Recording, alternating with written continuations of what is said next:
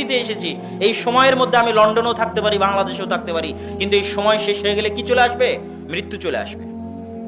তাহলে এই সময় হচ্ছে সবচেয়ে দামি, সবচেয়ে গুরুত্বপূর্ণ জিনিস।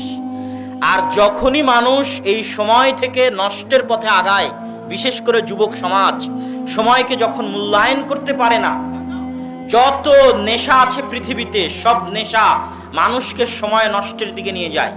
কিসের দিকে নিয়ে যায়? সময় নষ্টের দিকে। তার পুরো জীবনটাকে করে ফেলে অকেজো, তাকে করে ফেলে ডাস্টবিনে ফেলার মতো অযোগ্য। সে পরিবারের জন্য বোঝা, সে স্ত্রীর জন্য বোঝা, সে সমাজের জন্য বোঝা, সে রাষ্ট্রের জন্য বোঝা। কেননা সে হয়ে গেছে অকেজো, অচল, অথর্ব। প্রত্যেকটা মানুষ হচ্ছে মেশিনের মতো, প্রোডাকশন। প্রত্যেক দিন মানুষকে কিছু না কিছু উৎপাদন দিতে হবে। মানুষ যদি কোনো উৎপাদন না দেয় তাহলে সেটা অকেজো মানুষ, অচল মানুষ, অথর্ব মানুষ।